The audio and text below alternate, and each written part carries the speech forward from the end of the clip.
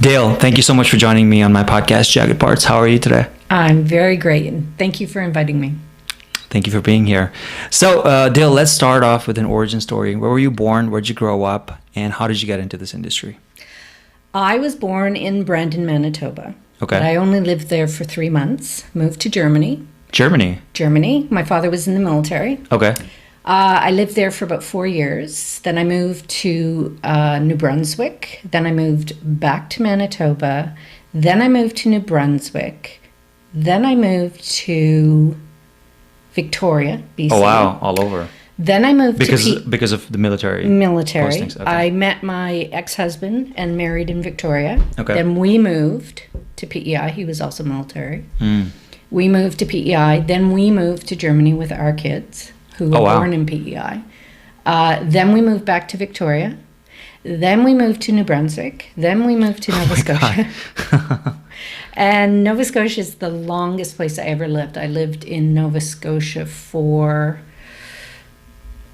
21 years. Oh, wow. Where in Germany? When I was a baby, I was in northern Germany near Hamer. Okay. And as an adult, I was in Lahr, which is in the Schwarzwald, so the Black Forest. So it was cool. Fabulous. Do you speak German?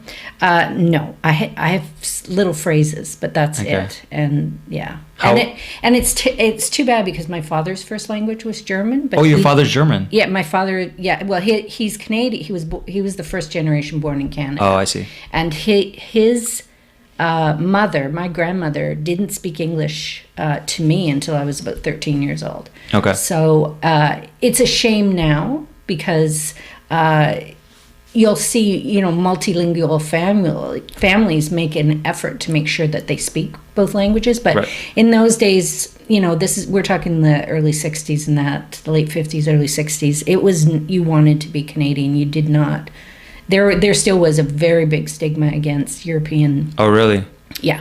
Wow. European people, yeah. Interesting. Okay. So, and then how did you get into this industry? I had a friend who I've actually known this friend since I was a baby. Her father was in the military. Okay. And we met in Germany. So I was 3 months. She would have been a year old. So, and our mothers were friends. So I've known her my whole life. When we moved to Nova Scotia, she was living there with her husband. And she worked for me in my business. And what was your business? I had a business. It was a little video store that was also a Canada Post and little corner store type thing. So she worked for me, but she also did background work. And she had done it for about 20 years, and she loved it. And she was telling me how she would go to set and it was fabulous and you'd meet all these people and you'd stand around for 12 hours. And I'm like, and you want me to go to set? Why? You're not selling this to me. So one day, and I looked it up, it was actually 2005. I didn't realize it was that far back. So 2005, Tom Selleck came to Lunenburg and shot one of his Jesse Stone's franchise movies. Okay. So I was like, okay, I was a fan of Magnum PI in the 80s, and if anything's going to get me to go to set, it'll be Tom Selleck. So I went to set, and we were sitting upstairs in Holding, which was in the Maritime Museum in Lunenburg. And the only entrance to set, he had to walk through Holding. So I made sure I was sitting on the edge and I was facing the door so I could get a glimpse because I thought this might be my only chance. So he opens the door and he comes walking in, and I remember looking and going, wow, he's held up really well. And the second thought was, I have never seen such long legs on a human being before in my life.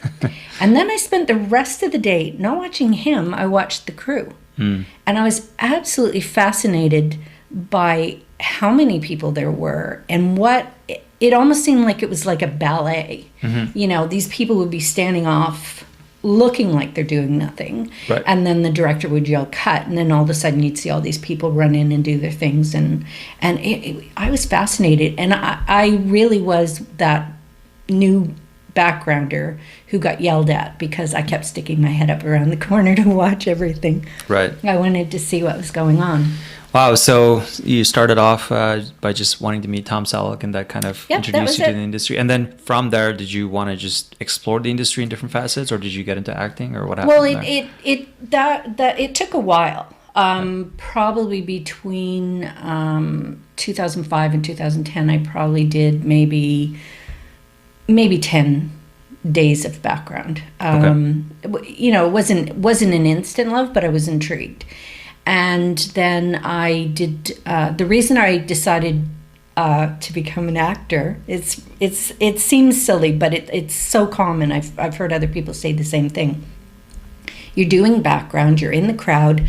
I see a local actor who I know, her name was Elvina Poole. She was on Trailer Park Boys. She goes up to the counter. It's a movie called Faith, Fraud, and Minimum Wage. Okay. She goes up to the counter and orders a cup of coffee. And I'm like, okay, that looks easy. So she's an actor because she gets to go up and say, I'll have a coffee, please. And I'm like... You mean in the scene? In the scene. Yeah, Sorry, in the scene. She's doing this. And I'm background, you know, we're Right. just standing in line and as if we're coffee shop patrons. And I'm like, well, That looks easy. that looks easy. I can do that. Right. So I started taking acting classes. And I quickly learned it wasn't that easy. Right. There was way more to it than that. Right. And I started acting in student films. Okay. And from there, I started working for a casting company called Hennessy Casting. Okay. As one of their callers. So you'd call people when their call times come out for background or things like that. Or So that was background casting company or principal casting? Specific. For the most part, she did background casting and commercial casting, but she also does principal casting as well. Okay. There's really 3 casting companies in Nova Scotia, so she was one of the bigger ones. Okay. So I started doing calling the backgrounders with their call times and things like that, and then I would also help do audition wrangling when she was doing commercials. Right. Just keeping everybody under control. And I was fascinated by it, and I have a very logistical background. I worked in office environment. I was supervising a lot of different things. I have an accounting background. You know, Okay. so there were aspects of what she did that my skills really helped. So Right. I learned a lot working with her and quickly moved up. And eventually I actually was doing the background casting myself Okay. on certain projects. And I did it under an assumed name because Nova Scotia is so small. And I would still go to background on sets for different right. companies For yourself, and things yeah. like that. Because there isn't a lot of work, right? The Nova Scotia industry wasn't. So what were some of the shows that were on when you were working there? Or filming there? Well, when I've been on as a background performer, I was on the first 6 seasons of Mr. D. As a background teacher. I missed the last 2 because they just finished. And you know, like I did The Mist. I was one of the people trapped in the mall. The Mist was shot there in Nova Scotia? Yeah. It just came out, right? On Netflix. That Mist? Sci-fi The Mist, where the mist encloses. But it's the a town. recent show. Yes, it's a recent show. It Oh, was I didn't filmed know in that shot 20 because it was casting out of Toronto. I know that. Yeah. Yeah. Oh, okay. Yeah. Jason yes, Knight was- and I auditioned for that. I was actually cast in that, but that was one of the ones I wasn't allowed the permit. Oh, okay, because right. Of, different circumstances. Right. Yeah, no, I actually got cast in that show, but unfortunately, cool. I was not allowed to do the role. Right. So that was fabulous. Being in one location and being so tightly interwound with all the cast, it was a huge learning curve for me. Right. And then for actually doing background casting, one of the shows that I did background casting, I was the lead on was the Book of Negroes miniseries, which a lot of people in BC don't know. And I know, and yeah, it's it was a CBC series, and it was critically acclaimed. It was very much a logistical challenge because you're dealing with historical. Right. We had 5 different locations in Nova Scotia. We had reenactors who are people, that's their hobby. And they have real historical props. Right. The muskets are real, everything. So, sorry, I keep hitting the mic. I talk with my hands.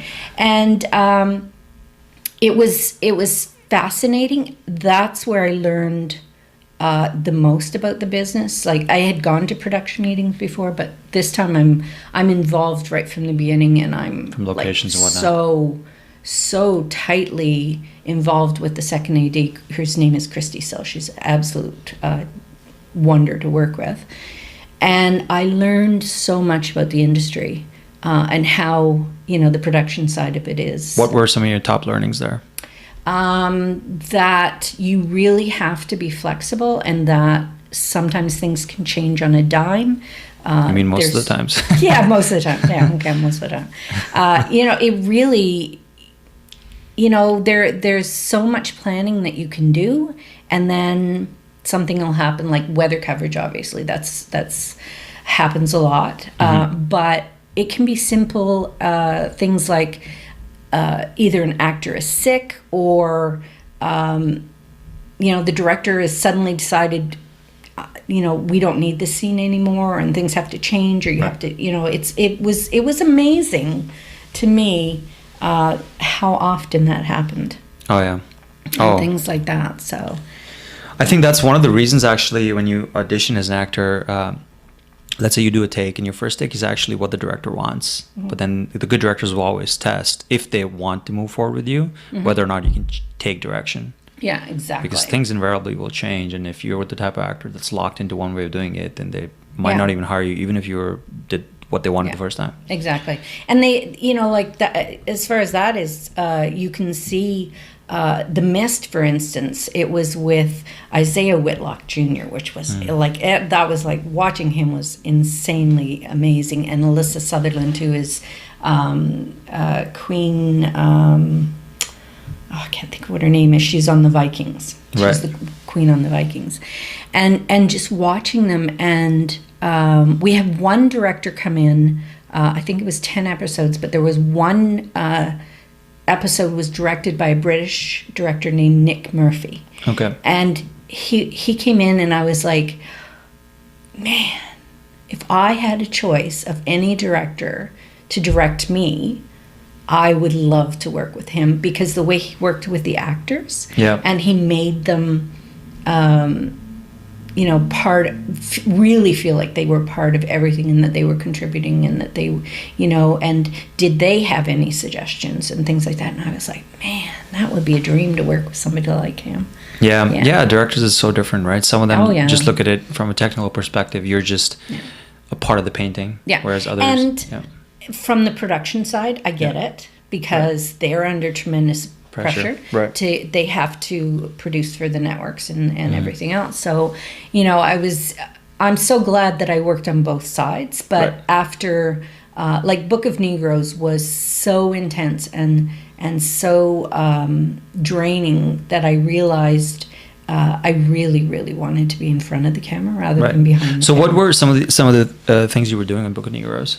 So Book of Negroes, right off the bat, because I'm dealing with reenactors who are taking time off. And we're talking, I can't remember how many days. So the reenactors were background performers in the show? Well, they were special skills extras. Oh, special skills, okay. Yeah, and they were paid special skills extra rate. They were paid for their costumes, which were historically correct. They were paid for their muskets. If they fired their muskets, they got extra. They brought their own props. Right. And so that in itself, dealing with these people who are not background performers, I have to make sure that they are either go to location on their own, so they get the travel costs and their accommodations, or they're being bused. Well, the reenactors never were bus, because they've got these, $6,000 muskets. They're not carrying those on a bus. Yep. But I also had to arrange, because Nova Scotia has a great African Canadian population, but they don't have quite the skin variations that producers wanted. They were trying to match what they had shot in South Africa. Oh, okay. So because of that, we had to use, I think we had about 35 people who were willing to go all around the province. And so they were bused to, I think, 3 of the different locations. Okay. And they were redressed, and, you know, it was hair and makeup had a challenge making sure, you know, that they weren't identified as being in New York and then being identified as being in Nova Scotia, because that is where what the Book of Negroes is all about. Is from the Africans who helped the British in New York were put in this book called the Book of Negroes and brought to Canada. They were given passage to Canada, to Shelburne, Nova Scotia. So it was really a huge challenge. We had, you know, casting calls. We went to different locations trying to find people to satisfy what production wanted. Right. So was it after that show you said that you decided you kind of wanted to jump in front of the camera? Yeah, after that show, it was like, okay, it was really great. I really enjoyed it, but my real love was to be in front of the camera. And were you taking acting classes on the side at this point? Yes, but in Nova Scotia, I think it's a little bit better now, but, you know, you were lucky if you got acting classes 2-3 times a year. Oh, really? Oh, yes, because the actors who taught were the working actors that were away from the province. There are no schools that are kind of ongoing throughout the year? Well, they have there's a university program in Dalhousie and Acadia for acting, and Neptune Theatre has a professional theater program, but it was a full year program. So it's not something I would have been interested in. So to do the part-time, it was it was really difficult for a while. Okay, so when did you move out here? I moved out here in January of 2017. From Nova Scotia, right? Did you go somewhere else too, or did you stay from Nova Scotia? From Nova Scotia, but I didn't move out here. I didn't come out here to move out here. I know, weird. I came out here to visit family. Okay. My house was on the market. I'd had a major life change. I was stuck in the country, and it's not unusual for a house in the country in Nova Scotia to take a while to sell. That was normal. I had a mother and 2 sisters living on Vancouver Island. Okay. This is January, Nova Scotia. You can come out to BC. What would you want to do for the winter? So I came out to visit, and I had already signed up on the recommendation of an actor in Nova Scotia to take Matthew Harrison's audition workshop in Vancouver. And so I came over and I did that, and I was like, oh man, wow, this is phenomenal. And look at Vancouver, look at the mountains. I've never lived in a city, surprisingly, even though I've lived all over the world. Right. I've never actually lived in a city or a big city. I lived in Victoria, but you know, I was on the outskirts. And I was like, wow, this is phenomenal. And so I had come over for the weekend to do this workshop, went back to Nanaimo, and I was like, I wonder, since I don't know how long I'm going to be here, I wonder if I could work in the industry here while I'm here, like do background work or whatever. Whether I could get an agent. I still had my agent in Nova Scotia. I'd asked her if she would try submitting me here while I was here, and she said, well, that would be really difficult because she didn't have a relationship with the casting directors. They wouldn't probably trust her opinion. So after doing some research, I quickly discovered that if I wanted to give it a go, I actually needed to physically be in Vancouver. Right. And after talking it over, you know, with my sons and a few other people, and they're just like, just go for it. Just go for it. And I'm like, oh, man, I don't know if I can do that. So you made the leap in 2017. February was it challenging? Very challenging. For sure. I mean, seriously challenging. I had been in a relationship since I was 16 years old. Oh, wow. All of a sudden, I am 60 years old. No, I was 59 at that time. I've never done anything like this. So it was, that's why I had to talk to my sons and talk Right. to everybody. It was like, do I really get to do this? And can I really, it was almost like, well, you have to put yourself first. And it was so foreign to me to do that. So Right. I was like, oh man, this is really hard. But I told myself I don't have a time frame. I can come here for 6 months. Yeah. I can come here for a year.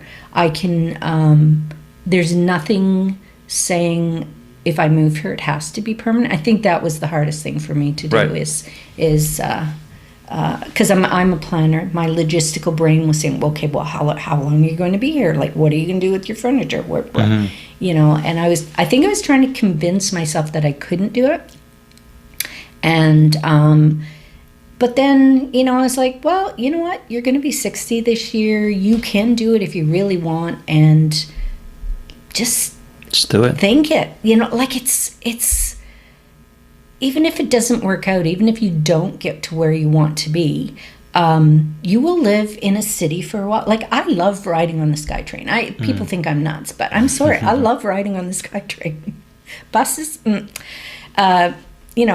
but SkyTrain, no, I think that's a phenomenal way to get around. I love being in the city. I love seeing the mountains all the time, and then, of course, the acting classes. Right. So I have a question for you. So having started acting slightly later in life, what were some of the unique things you experienced or challenges, and anything you learned from that experience? And I mean, I don't know, were there any, I think a lot of actors who start very young, I mean, first of all, there's no age to do anything. I think there's no age to start anything, but some actors who start very young, actually, they haven't even figured out their own life or their own insecurities and whatnot. I'm just curious to know what it was like for you when you first started. When I first started, very much the self-consciousness. Right. To put myself out there, to watch myself when I was doing the student films, very self-critical. Yep. I think that's common with a lot of people, regardless of their age. But what I think, especially since I've moved here, I've gained 20 years experience in a year, sure, easily, because I'm constantly training. Right. And with one of the things that I've seriously noticed is easier for me than the younger actors that are in class is relating to the experiences of their character. Just because you had a life experience, a longer life. I've had way more experience. So that part is easier. Right. I find it challenging for the memorization because I'm not used to it, although I am discovering that the more that you do it, the easier it is. So I can't blame that on age. There are very specific challenges regarding, as you know, in this industry, you're judged by your appearance. So and I mean, everyone has different challenges. Like everyone has their unique challenges, right? Like I used to, thankfully not so much anymore, but in my first few years, the typical terrorist roles, or especially if you have a darker complexion, they only see you as like the villain or like the asshole, basically. And in my initial few years, I really struggled with that. And thankfully, now and for the last few years, I've had agents who know what I can do, and they really take care of me that way. And everyone has their own challenges, but I mean, the other thing we just know is that, first of all, it's so unfortunate. There's way fewer roles for women, first of all. Right? 30%. It's so blaringly obvious, because I used to teach a class in Toronto, and I would look for sides, and it was so hard to find sides in TV and film for women. I know it's changing a lot, but it's still a constant struggle, right? And there's progress every year, I find. And then there's ageism for sure as well. Oh, absolutely. Right? Well, even in Nova Scotia, I was very involved with the industry support groups and advocacy and things like that. And one of the groups that I helped found was called Halifax with ACTS. We still have a presence on Facebook. And one of the things that we did, and one of the things I'm super proud that we did, is that we encouraged student filmmakers to come to. We had free workshops for actors and for anyone interested in all different topics. And we would encourage them to, if they put out a casting call for a script and they were saying they needed a male judge in their 50s. And we would say, why can't it be female? Could it possibly, Right. could you think, maybe this could be a female? Right. Could it be a 60-year-old female? Could Right. could you maybe audition both? Obviously, if it's a role written for a father or a grandfather or a mother or a grandmother, yes, Right. it's very sex specific. Right. But just to open their eyes to the fact that, look around you, because in real life, that is what is out there. Right. And I think even some of the casting directors, they started to approach production companies and things like that and say, listen, could we maybe Why can't this be bring a- a couple yeah. of females in for this male role, and just so you could see. And I know it worked because I had gone out for an audition for a student film. One specific film I did not get, but they contacted me and they said, you know what? We loved your audition. We have another film within the school that we're shooting. It's written for a male, but we want you to do it. Oh, cool. And it was like, I was like, yes, we're Right. getting through. Right. That's great So, because you're, you're kind of instilling that in young filmmakers, In young because those are the filmmakers, yeah. guys and gals who are going to work in mainstream film and TV, however many years from now, Yeah, right? Exactly. I mean, I think casting really does their best. I've seen even in Toronto, I would go for auditions, and every successive month, I would see men, women of all races up for the same part that I'm up for. Yeah. And I think that's That's fantastic. great. If it doesn't have to be a 30-year-old male, why can't you have options, right? Yeah, And yeah, for sure. exactly. And here I joined. I'm on the union women's committee. Okay. I joined the diversity and inclusion committee, and Right. then we have a subgroup off of that called for the ageism committee. Yeah. And I am very involved in that simply because I am a female and I am older. Right. So one of the things that we've put together for the ageism committee is to help the challenges for a lot of the older actors who are not getting in the room. Is we've started an on-camera audition class, Okay. a monthly Yeah. class.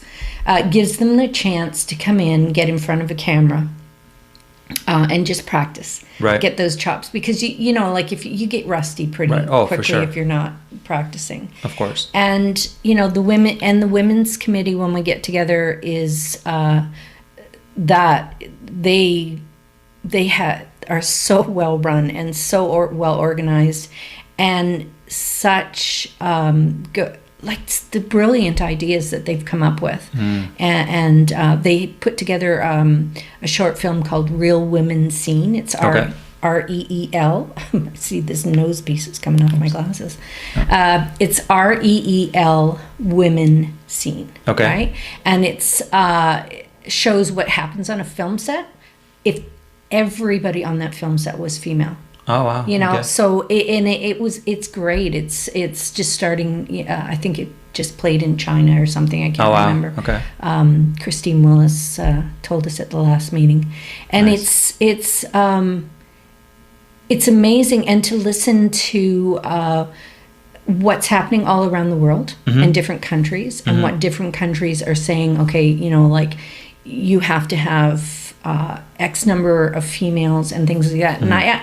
And I understand why some people don't like the quotas put on it, but they have to remember that these women have not had the opportunities Right. to go up in their career, not because they're not talented, Right. but simply because in this industry, as you well know, it's easier to hire your friend. Of course. And if you're putting your team together, you want to work with people that you've worked with before. Right. And unfortunately, the majority of them typically are male, and to get a female into those roles sometimes can be quite difficult. But if you have an incentive, a tax incentive, or whatever, for sure, it really, and we're seeing that change. We're seeing that it's working, and we're seeing more more female directors are being offered chances to direct episodic TV, for instance, and things like that. So. Yeah, no, I think it's fantastic. I mean,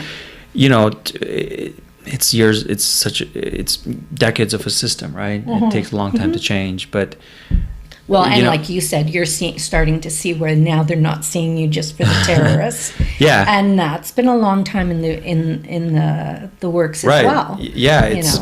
I mean, and like you said, we have to kind of push the change ourselves, right? Yep. Yeah. So okay, that's fantastic.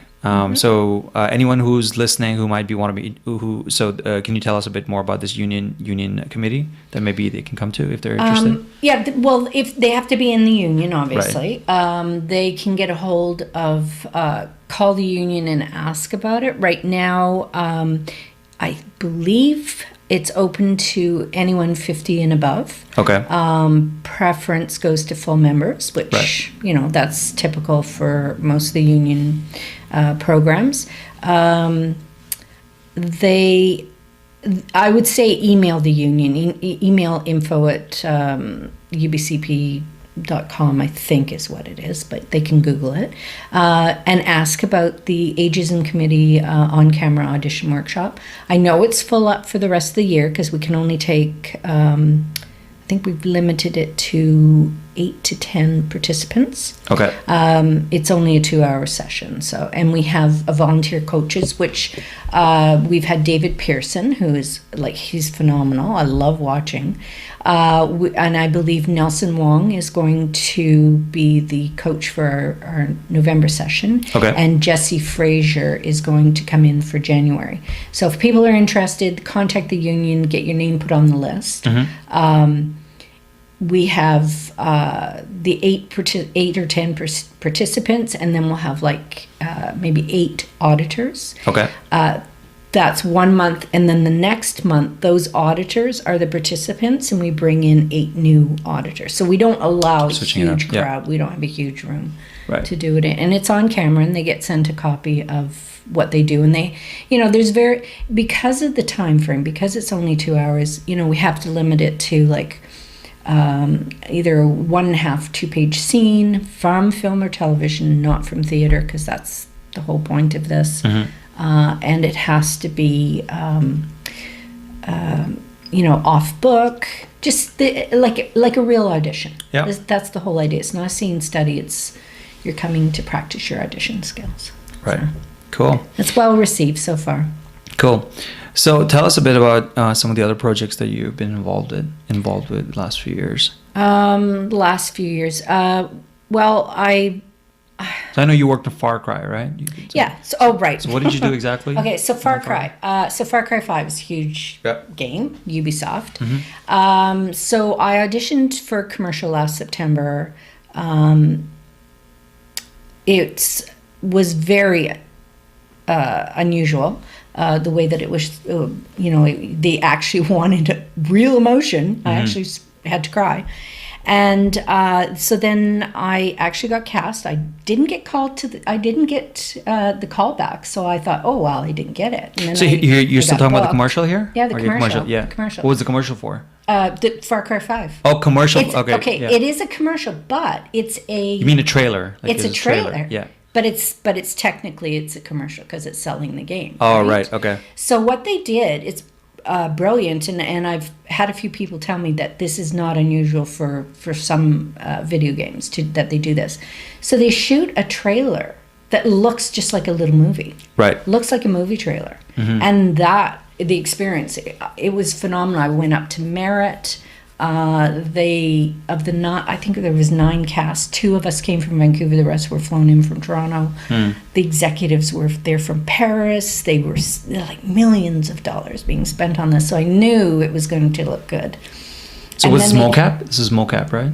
No. Oh, it wasn't? No, Okay. live action trailer. Oh, live action, It looks right, just okay. like a movie. Okay. So they shot 2 trailers. One is called The Baptism. Yeah. That I'm not in that one, but I tell people, watch it, because I love watching people watch it for the first time, because Yeah. their face at the end, they're like, they don't know what, they're like shocked. They don't know what to think. It's so well done. And then the one I'm in is called The Sermon. And they're both about 3 minutes long. Then they also put out a short film, and it's called Behind Eden's Gate. I think it's Behind Eden's Gate. That's right, because Far Cry 5 is the story's centered around this super religious group, right? Right, a cult, yeah, yes. like a cult, yeah. And that could easily have been a short film that had been entered into a film festival. The main character, Greg Breck, the main actor, they actually bought the rights to his face, and he did all the motion capture for the video itself, which I would love to have done. But yeah, no, I'm in the trailer, and it was an amazing experience. Yeah, So, video games are amazing. I think it's just an ever-increasing avenue for actors. I've auditioned for a bunch of them, Far Cry once, and Assassin's Creed a couple times. They call me back for something else, like the next Assassin's Creed, but I just didn't end up getting it. But yeah, those roles, if you get them, I think sometimes they make you even better known than a film or a TV series might, because these big franchises have super big followings all around the world, right? Yeah. Oh, that would be phenomenal. But my 10 seconds of FaceTime on that commercial is not going to get me that type of a following, unfortunately. Something. But it was so much fun. I really enjoyed it. So that was the first thing I booked. Okay. And then the other thing that I've booked here as an actor was the CBC This Is That podcast and videos. Okay. And it was called Cross Country Carnage. Absolutely hilarious. Absolutely loved What was it doing about? It's about the hidden world of cross-country skiers.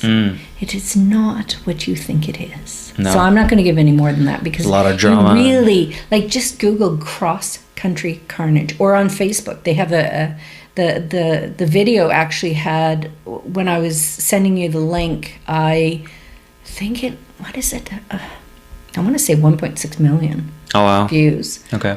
Way more views on Facebook than there is on YouTube. They did one show, and it's Kelly and Kelly Creative is the company that creates these videos, and they did one a couple of years ago, and it was about ballless soccer, because it's parody, satire. Right. So ballless soccer.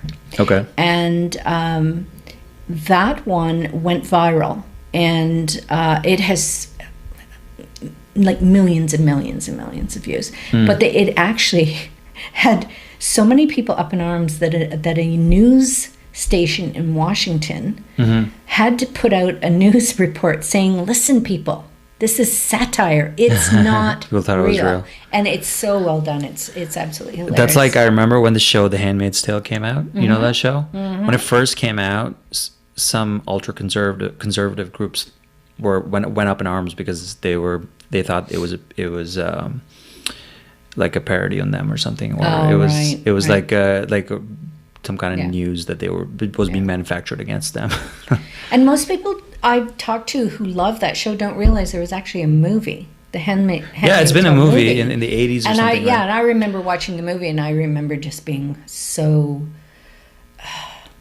not traumatized, but so it's such a visceral reaction. Yeah, I mean, watching it and just thinking, it's not that far-fetched, I know. unfortunately. Well, that's the scary part. That's the scary part, exactly. Yeah, shot in Toronto. Yeah. All seasons. Season 2 now. I guess they're doing 3. I'm not sure if they're doing 3 yet, but first 2 seasons were. And they cast, the actor Rita? No. Or the character. Have you watched the show? No, I haven't watched the TV show. Okay. No. Okay. No. Well, they actually cast a lot of local actors too. Yeah. The only thing is, it's the kind of show that doesn't have a ton of characters. There's not a huge cast, right? It's a lot of smaller parts, and obviously the leads are all stars. Yeah. But they did, one of the main characters also is an actor from Toronto. So Yeah, no, it's Yeah, some people. Toronto has a lot of very good shows actually. People out here are not familiar with them, but The Handmaid's Tale, Suits, Designated Survivor, which unfortunately got canceled. Yeah, it's like Mr. D that I was in. I've talked to a few people out here and they've never heard of Mr. D. Yeah, and I'm and like, Mr. D's a lot of the casting happened out of Toronto for that. Yeah, it's a huge CBC Even- show. It's hilarious. Yeah. You know, like I can remember, and Mark Little just got it. He just shot his own new CBC series, Cavendish. That's right. So I'm assuming that'll Which be on you the air in the spring. tape for, right? Yeah, you helped me tape. Did I that. tell you the story that so one of my friends, she works at Temple Street, and she was in Vancouver, so I met her for coffee, and I was just asking her about her job and what it's like, and one of her responsibilities is watching auditions. And she's like, yeah, you know, sometimes we're just watching hundreds of auditions and they start just blending in with each other. And there's this show that we're working on, Cavendish. I'm like, oh, really? And I was like, I take a course and tape someone for it. And she's like, who? And then so I pulled up my Instagram and I showed you a picture. I was like, yeah, I think I remember her. So I think they at least played your audition. That was that was a memorable audition. The bit about doing the CPR, pretend you're doing CPR, that just killed me. I thought that was hilarious. That was such a brilliant redirection from you. Yeah, but I think your audition did make it to the conference room. Yeah. Well, I So mean, that's it good. certainly should have stood out. Let's put that much. It definitely should have been different than anybody else, which is, Right. fine. And a lady by the name of Catherine Greenwood, I looked her up. She's from Whose Line Is It Anyways? Okay. She got the role of Ruth. Right. And but I remember like being in the staff room and Jerry D and Naomi Sneakus is a genius. Mm-hmm. Oh yeah. And Jonathan Torrens and Bet McDonald. Is she in it? No, Naomi is in the show. Oh yeah, she's one of the Bobby. leads? Oh, okay, She's cool. the gym teacher. Yeah. And Wes Williams, Maestro Fresh Wes. Mm-hmm. I know I'm missing. Oh, Jonathan Torrens. There's a couple more, but I'm blanking on their names. Yeah. And as background, we're not supposed to laugh. Like, Right. We're not. We don't think this is funny, but it was hilarious. Right. And you would sit there and you would have to keep a straight Right. face. Oh, you're talking about Mr. D here, right? On Mr. D, yeah. With all these really good comedians in the room, because they would do a couple of takes by script, and then they would be improvise a given free reign. Naomi was in this. So Naomi used to work for Stephanie Gorin, who's one of the who I think even cast Mr. D. I don't know if she was one of the casting directors on it, but she's one of the biggest ones. Like she does a lot of stuff in Toronto, and I don't know if Naomi was her casting associate or she was working with her. I know at one point, and they started together. Yes. They were doing a YouTube show. Have you seen that in the casting room? room? I love that. I tell all actors to watch it Yes. because it's so pointed and true, and it's basically, when you go to those casting workshops and all the actors ask, what are your pet peeves? And I just tell them to watch that series because all the pet peeves are summarized in episodes there. I know. It's a great show. It was. I wish they would do I more. And I bet that question in itself is a pet peeve for casting directors because that's the question they probably get asked like 100,000 times, right? Oh, like when I was working for Hennessy, it was like, oh man, have I got enough material to write a book? Just watching, people auditioning for things or, dealing with background. Oh my God. I mean, they're phenomenal background people. And, I would like to think that I was really good at when I was doing it, but. Well, I find a lot of people just are doing it for the money and the money only. Yeah. Or they get into it and they don't realize that it's actual work and it is a business. And, they think, I get to go to set and it's a fun day. And right. No, but it is fun. It can be fun, but it's also work. Right. Yeah. So. Cool. Dale, I'd like to end the episode on a question that I ask all my guests. What are some things you wish you knew, like, I don't know, 20 years ago? Or when you were... okay, let's keep it relevant to acting, not life. Yeah. So when you first started acting, what were some things you wish you knew? When I first started acting, I wish I knew that being typecast is not a bad thing.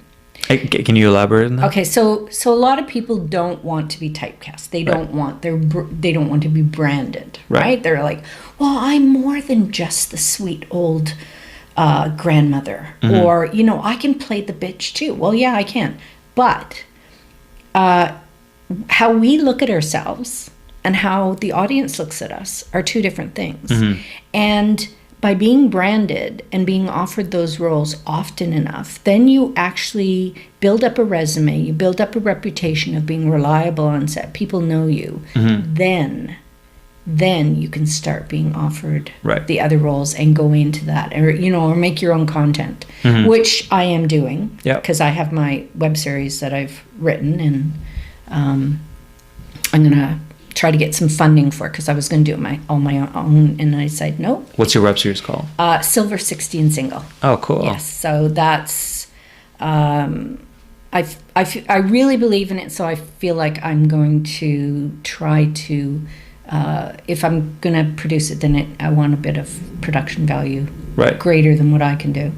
And I'm also writing entering the Women in Film and Television Vancouver From Our Dark Side genre contest. Oh, great. So I entered that in 2016. Okay. Was my first big writing attempt. You just write a concept, but I'd actually had the script started. So because I've taken so much acting classes and so much script analysis, thanks to Matthew Harrison, he was the script analysis genius as far as I'm concerned. I now know more, I hope, of how to make things more captivating. Yeah. So the structure. I'm gonna do that. Yeah. Okay. So being typecast is not necessarily a bad thing. Get your foot in the door and then expand your work.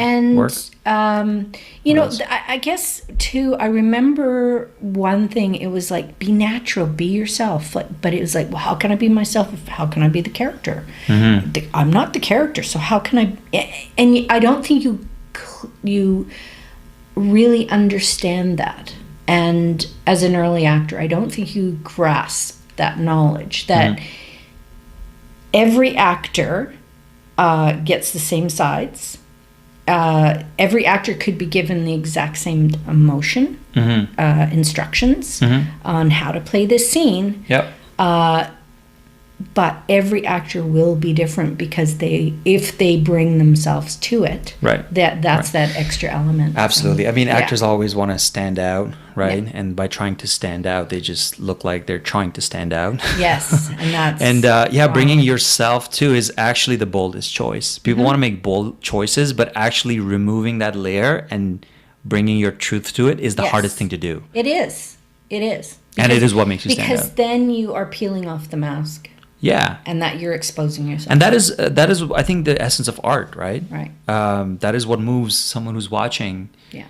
What comes from the heart connects with the heart. What comes from the head doesn't always connect to the heart. Yeah. Yeah. That's to me, as an actor now, I am so thrilled if I look up and my classmates have tears in their eyes.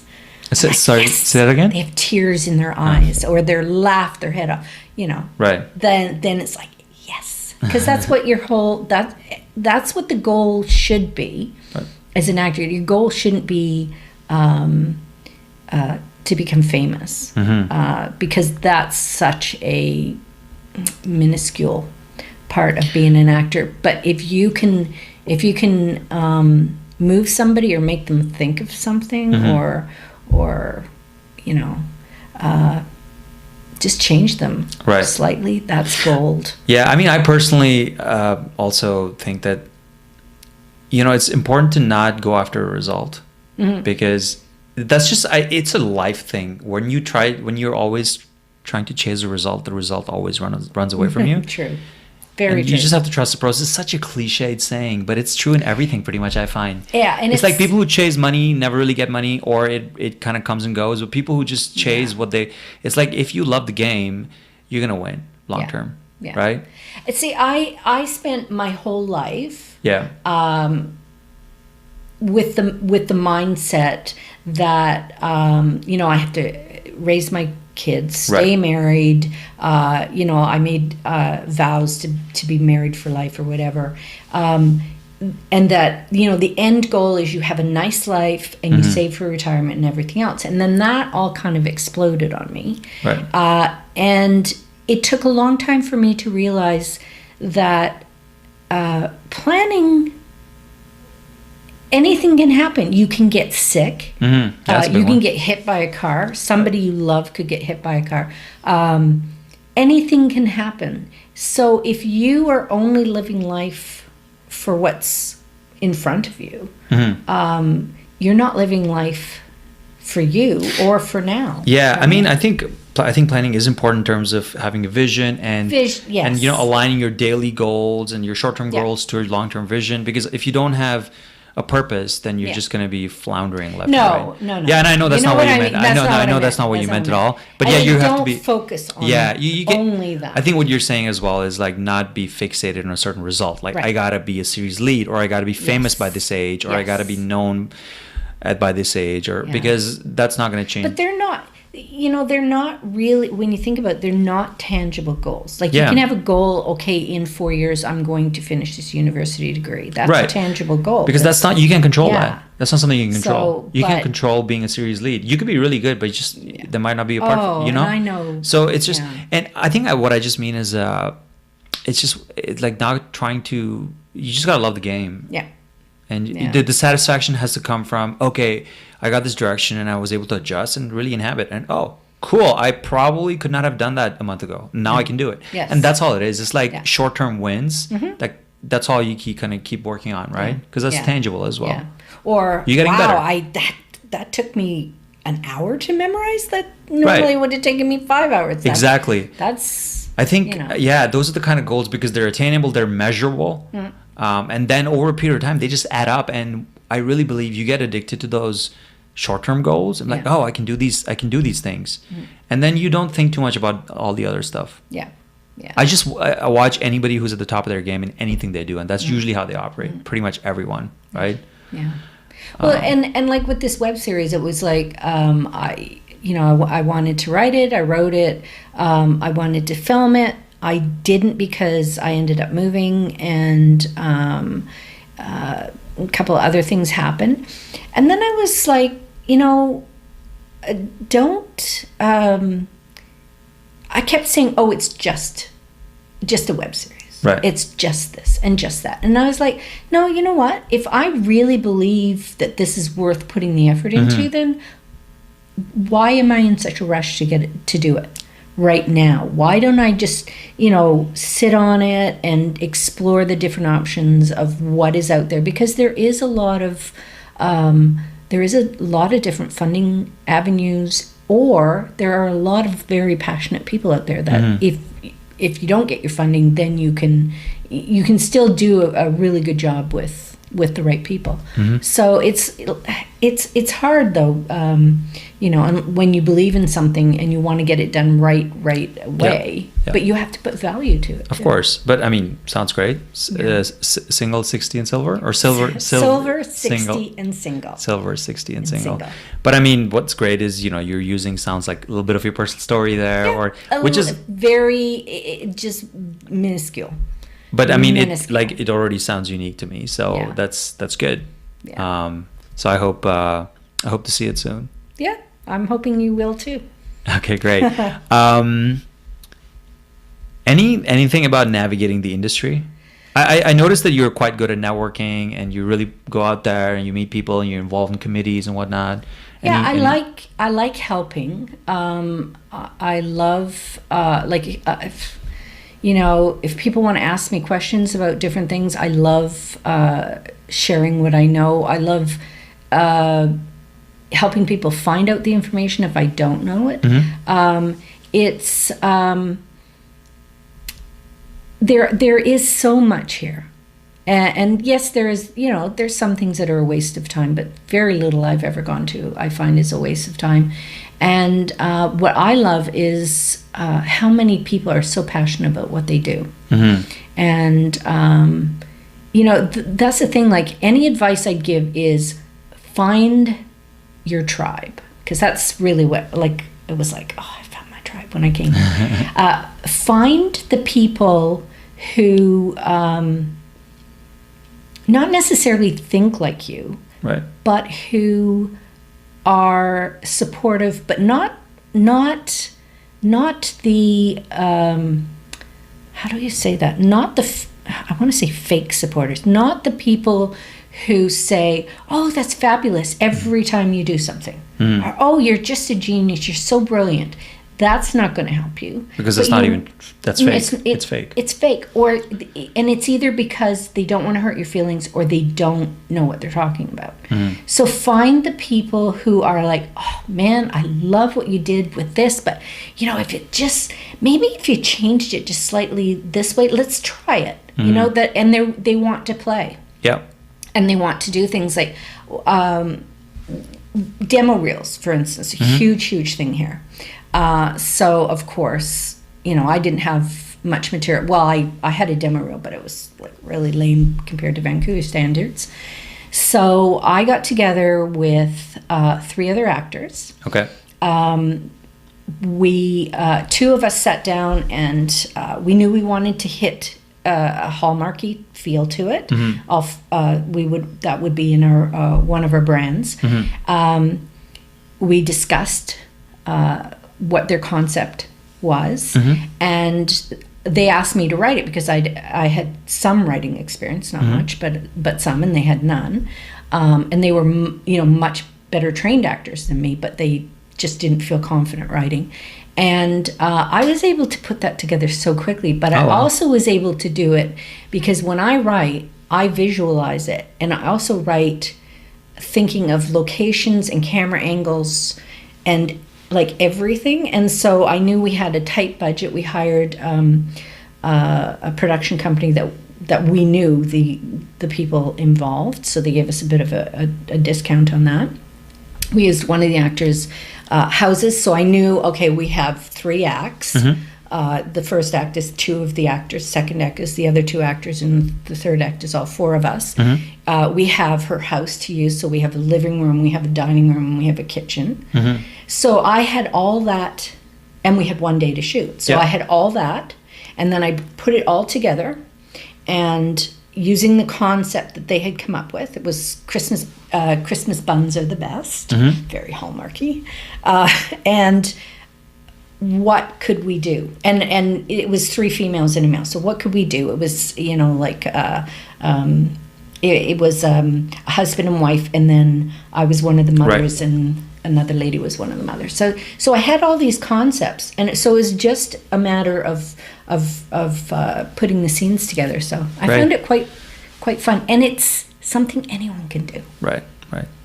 Great. Thank you so much, Dale, for being on my show. Thank you for having me. Hopefully this isn't like 3 hours. It felt like it was 20 minutes. Great. Okay.